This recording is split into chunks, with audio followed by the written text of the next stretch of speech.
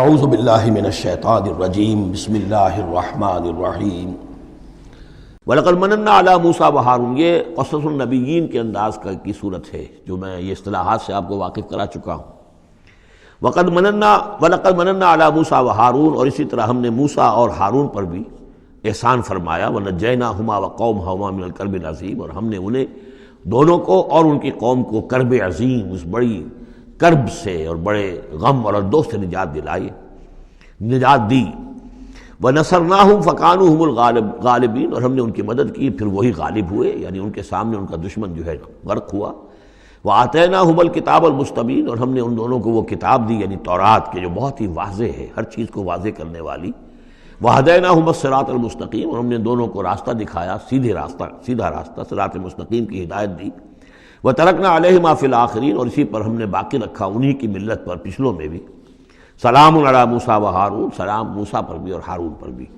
انا کذالک نجزی المحسنین انہما من عبادنا المؤمنین وان الیاس لمن المرسلین، اور یقیناً الیاس بھی ہمارے رسولوں میں سے تھے، یہ حضرت ہارون کی نسل میں سے تھے۔ اور بال بک ایک شہر ہے بال کا، بک اصل میں پرانی عبرانی زبان میں شہر کو کہتے تھے، بکہ، تو یہ بکہ جو تھا یہ بک، تو بال بک، بک کا شہر۔ تو یہ تو یوں سمجھیے کہ اللہ کا گھر، اللہ کا شہر، اور یہ ایک بال کا بھی ایک شہر تھا۔ بال ان کا بہت بڑا معبود تھا، اور وہ سانڈ کی شکل میں اس کا بت بنتا تھا۔ وَإِنَّ إِلْيَاسَ لَمِنَ الْمُرْسَلِينَ إِذْ قَالَ لِقَوْمِهِ أَلَا تَتَّقُونَ، جبکہ انہوں نے اپنی قوم سے یہ کہا کہ تم تقوی اختیار نہیں کرتے، ڈرتے نہیں ہو۔ أَتَدْعُونَ بَالًا، تم پکارتے ہو بال کو، وَتَذَرُونَ أَحْسَنَ الْخَالِقِينَ، اور جو بہترین خالق ہے اس کو تم نے چھوڑ دیا ہے۔ اللہ ربکم، جو اللہ ہے تمہارا رب ہے، ورب آبائکم الاولین، اور تمہارے جو پچھلے آباء و اجداد تھے ان سب کا رب ہے۔ فکذبوہ فانہم لمحضرون، تو انہوں نے اس کو جھٹلا دیا، اور تو وہ سب کے سب جو ہیں وہ پکڑے ہوئے آئیں گے قیامت کے دن، گرفتار ہو کر حاضر کر دیے جائیں گے، محضر ہوں گے۔ الا عباد اللہ المخلصین، سوائے ان میں سے ان اللہ کے نیک بندوں کے کہ جن کو اللہ نے اپنے لیے خالص کر لیا تھا۔ وَتَرَكْنَا عَلَيْهِ فِي الْآخِرِينَ، اور ہم نے اسی پر پھر باقی رکھا پچھلوں میں بھی اسی ملت، اسی طریقے کا ایک تسلسل چلا آ رہا ہے۔ إِنَّ هَٰذِهِ أُمَّتُكُمْ أُمَّةٌ وَاحِدَةٌ، یہ بات دو مرتبہ یہ آیت آ چکی ہے۔ سلام علی الیاسین انا کذالک نجزی المحسنین انہ من عبادنا المؤمنین۔ اب یہ جو بار بار آ رہی ہیں آیتیں، میں ان کا ترجمہ نہیں کر رہا ہوں، اور بہت سادہ بھی ہیں کہ جن کے ترجمے کی ضرورت نہیں ہے۔ وَإِنَّ لُوطًا لَمِنَ الْمُرْسَلِينَ، اور یقیناً لوط بھی رسولوں میں سے تھے۔ إِذْ نَجَّيْنَاهُ وَأَهْلَهُ أَجْمَعِينَ، جبکہ ہم نے اسے بھی نجات دی اور ان کے گھر والوں کو بھی، سب کو۔ اصل میں اس کے سب کی تفصیل قرآن مجید سے تو ایسے معلوم ہوتا ہے کہ خاصا بڑا خاندان ہوگا، خاصا بڑا گھرانہ ہوگا، جن میں سے صرف ایک جو ہے عورت، ان کی بیوی جو تھی وہ رہ گئی پیچھے۔ تورات سے یہ معلوم ہوتا ہے کہ ان کی صرف 2 بیٹیاں تھیں اور کوئی خاندان نہیں تھا، بس وہ اپنی 2 بیٹیوں کو لے کر نکلے ہیں، واللہ عالم۔ قرآن کے بیان سے اندازہ جو ہوتا اہل، تو معلوم ہوتا کہ خاندان جو ہے وہ کسی سائزیبل ہوگا، واللہ عالم۔ الا عجوزا فی الغابرین، سوائے ایک بڑھیا کے جو پیچھے رہنے والوں میں تھی۔ ثم دمرنا الاخرین، پھر ہم نے جڑ سے اکھاڑ کر پٹک دیا پچھلوں کو، باقیوں کو۔ وانکم لتمرون علیہم مصبحین، اور تم گزرتے ہی ہو صبح کے وقت ان پر سے، یعنی جہاں ان کے کھنڈرات تھے، جس کے بارے میں ابھی حال ہی میں خبر آئی ہے کہ کچھ برٹش جو ہیں آرکیالوجی وغیرہ سے جن کو دلچسپی ہے اور جو اس کے ماہر ہیں، تحقیق کی ہے کہ وہ ڈیڈ سی کے پانی کی سطح کے نیچے اب آثار تلاش کیے جا چکے ہیں اس سدوم اور عمورہ کے، وہ موجود ہیں، اور تورات اور قرآن دونوں کی پوری توثیق ہو گئی ہے۔ انشاءاللہ اب یہ ساری اب حضرت نوح علیہ السلام کی کشتی بھی، وہ بھی لوگوں کی نگاہوں کے سامنے آ جائے گی، اس لیے کہ قرآن کے انداز سے یہ معلوم ہوتا ہے کہ ایک وقت میں وہ بھی ایک بڑی آیت کی حیثیت سے ظاہر ہوگی، اور یہ کہ یہ ساری چیزیں جو لوگوں کے سامنے ایک ثبوت کے طور پر آتی چلی جائیں گی۔ یہ ساری تاریخ جو قرآن بیان کر رہا ہے اور تورات نے بیان کی، صحیح ہے۔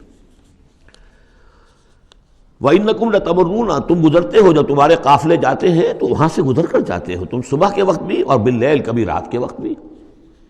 افلا تعقلون، تو کیا تم عقل سے کام نہیں لیتے؟ وَإِنَّ يُونُسَ لَمِنَ الْمُرْسَلِينَ، اور یونس بھی اسی طرح اللہ کے رسولوں میں سے تھے۔ إِذْ أَبَقَ إِلَى الْفُلْكِ الْمَشْحُونِ، جبکہ وہ بھاگ کر پہنچا اس کشتی میں کہ جو پہلے ہی سے لدی ہوئی تھی، اس کو چونکہ اپنی قوم کو چھوڑ کر غصے میں بھرے ہوئے، ذهب مغاضبا، یہ ہم پڑھ چکے ہیں، یعنی اپنے قوم کے انکار اور کفر کی وجہ سے اتنا انہیں طیش آیا، اتنا غصہ ہوا، غضبناک ہو کر، بس یہ غلطی ہوئی کہ انہیں انتظار کرنا چاہیے تھا کہ اللہ تعالیٰ کی طرف سے انہیں ایکسپریس پرمیشن ملے واضح کہ اب ہاں تم اپنی قوم کو چھوڑ کر چلے جاؤ. اس کے بغیر رسول اپنی جگہ نہیں چھوڑ سکتا. لیکن یہ کہ وہ اس وقت جو ان کے اندر حمیت حق تھی وہ اتنے جوش میں آئی کہ بس ایک بات کا سہو ہو گیا، خطا ہو گئی. اب وہ گئے ہیں چھوڑ کر، تو پھر وہ غالباً وہی دجلہ اور فرات میں سے کسی دریا کے اندر کوئی کشتی ہوگی، اس میں یہ سوار ہو گئے. فساہم فکان من المدحضین، تو اس کشتی کا کوئی ڈولنے لگی، کوئی معلوم ہوا کہ ڈوب جائے گی، تو انہوں نے یہ کہا ان کے اپنے رواج کے مطابق، یا تو یہ کہ وزن کم کرنے کے اعتبار سے سوچا ہوگا کہ ایک آدمی کو تو یہاں سے اترنا ہوگا ورنہ پوری کشتی ڈوب جائے گی. روایات میں یہ بھی آتا ہے کہ انہوں نے سمجھا کہ کوئی غلام بھاگا ہوا آیا ہے اور اس کی وجہ سے ہماری یہ کشتی جو ہے یہ اب یہ ڈوبنے کے قریب آ گئی ہے. تو پھر اس قرآن اندازی کی کہ کون ہے وہ، اور قرآن اندازی میں نام حضرت یونس کا نکلا، تو انہوں نے اٹھا کے انہیں اور وہ دریا میں پھینک دیا. فساہما، انہوں نے قرآن ڈالا، فکان من المدحضین، تو وہی ہوا جسے دھکیل دیا گیا دریا کے اندر. فالتقمہ الحوت، تو اسے نگل لیا مچھلی نے، کوئی ویل ہوگی بڑی مچھلی، اور آج کل تو آپ کو معلوم ہے جس سائز کی ہوتی ہیں. وہو ملیم، اور وہ ملامت زدہ تھے اللہ کی طرف سے. اب ظاہر بات ہے کہ جو بھی خطا ہو جاتی ہے اور جتنی بڑی شخصیت ہوتی ہے اس کے بارے میں ان کی چھوٹی سی خطا کے اوپر بھی اللہ کا جو اظہار ہوتا ہے ناراضگی کا وہ بہت سخت ہوتا ہے. جن کے رتبے ہیں سوا، ان کی سوا مشکل ہے ان کے مقامات کے اعتبار سے. فلولا انہ کان من المسبحین، تو اگر نہ ہوتے وہ تسبیح کرنے والوں میں سے، لا الہ الا انت سبحانک انی کنت من الظالمین، وہ ہم پڑھ چکے ہیں آیت کریمہ. اس کا انہوں نے اس کشتی، اس مچھلی کا معاملہ اللہ نے ایسا خاص بھی رکھا ہوگا کہ کوئی اور ان کو جو ہے وہ ابھی ان کی موت وہاں واقع نہیں ہوئی، اس کے اندر گھٹن کی وجہ سے. اللہ کے اختیار میں سب کچھ ہے، اور وہ وہاں زندہ بھی رہے اور تسبیح کرتے رہے. فلبث فی بطنہ الی یوم یبعثون، للبث، تو وہ رہتا، اگر وہ نہ ہوتا مسبحین میں سے، تسبیح نہ کرتا، یہ آیہ کریمہ کا ورد وہاں نہ انہوں نے کیا ہوتا، تو یہ کہ وہ پھر رہتا اسی کشتی، اسی مچھلی کے پیٹ میں یوم یبعثون، قیامت تک، وہیں سے ان کا بعث بعد الموت ہوتا. فنبذناہ بالعراء، لیکن یہ کہ انہوں نے چونکہ اللہ سے اپنی معافی چاہی اور استغفار کیا، لا الہ الا انت سبحانک انی کنت من الظالمین، تو اللہ تعالیٰ نے ان کو اس مچھلی کو حکم دیا، اور مچھلی نے اسے بالعراء، ایک چٹیل میدان میں کہیں اگل دیا، اور جا کر وہ ایک ساحل کے پر کسی پر چٹیل میدان کے اوپر وہ ڈال دیے گئے. وہو سقیم، حالت ان کی خستہ تھی. مچھلی کے پیٹ میں رہے ہیں تو کوئی ڈائجسٹو جوسز وغیرہ نے آخر کھال وال کو جو کچھ کیا ہوگا، بہت خستہ حالت کے اندر وہ مچھلی نے اگل دیا. اب وہ چٹیل میدان پر پڑے ہیں.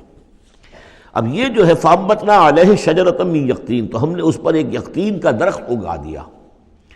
اس کی مجھے اس سے پہلے کہیں تفاسیر میں تو نہیں ملی ہے بات، لیکن ہمارے ہاں ایک صاحب یہی کراچی میں، ان کا انتقال ہوا چند سال پہلے، احمد الدین مارہروی، یہ محکمہ تعلیم سے متعلق تھے، اللہ تعالیٰ ان پر اپنی رحمت نازل فرمائے. تو وہ محکمہ تعلیم میں کبھی رہے ہیں مکران کے علاقے میں، تو ان کا وہاں ایک وہ بیل ہوتی ہے، اگین کہتے ہیں، اگین، یہ یعنی بلوچوں کے ہاں، ان مکرانیوں کے ہاں اس کا نام اگین ہے. اور وہ بیل ایسی ہے کہ جس کے پتے بڑے بڑے ہوتے ہیں اور وہ زمین میں پھیلتی جاتی ہے، اور اس کی اندر کچھ ایسا انسیکٹیسائیڈ ہے، کوئی ایسی چیز ہے، ریپیلنٹ ہے، کہ کوئی جو ہے حشرات الارض اس کے قریب نہیں آتے. تو اللہ تعالیٰ نے وہ اگین کا درخت جو ہے، اچھا یقطین جو ہے، اب وہ قاف گاف بنتا ہے، وہ تو آپ کو معلوم ہے پورے سعودی عرب میں بھی قاف جو ہے قم کو وہ گم ہی کہتے ہیں، تو یقطین سے یقین سے اگین وہ بن گیا ہوگا. تو وہ اب بھی موجود ہے وہ پودا، وہ ایک بیل کی طرح پھیلتا ہے، اور اس کا جو ایک جو ہے جیسے ہمارے یہاں گھیا ہوتا ہے، گول گھیا، اس قسم کا اس کا پھل ہوتا ہے، بہت میٹھا، وہ اس میں لگتا ہے. تو اللہ تعالیٰ نے ان کے لیے گویا کہ انتظام کر دیا کہ یہ یہاں پڑے ہیں تو ان کے زخم وغیرہ ٹھیک ہوں، کھال صحیح ہو، لہٰذا ان کے اوپر کوئی جو ہے حشرات الارض ان کے اوپر حملہ آور نہ ہو جائیں، کوئی بیکٹیریا نہ آ جائیں. تو وہ چیز ریپیلنٹ جو ہے وہ اس کے اندر موجود تھی اگین کے اندر. وَأَنبَتْنَا عَلَيْهِ شَجَرَةً مِّن یقطین، ہم نے یقطین کی ایک بیل اس کے اوپر اگا دی. اب اس کا سایہ بھی ہو گیا، دھوپ سے بھی بچت ہو گئی، اور وہاں پڑے پڑے ہی وہ جو پھل جو ہوگا اس کا، کہ جو اس کے اندر مٹھاس بھی تھی اور غذا بھی دے رہی ہے، تو وہاں سے ان کو وہ پھل بھی اللہ نے دے دیا.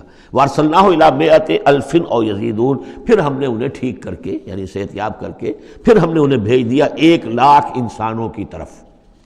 آیا یہ اپنی ہی قوم کی طرف واپس آئے ہیں یا کسی اور قوم کی طرف بھیجے گئے، یہ یقین کے ساتھ معلوم نہیں ہے، لیکن یہ کہ پھر انہیں، اور غالباً یہی ہے اغلب کہ اپنی ہی قوم کے پاس واپس آ گئے، جن کا کہ عذاب ٹل گیا تھا.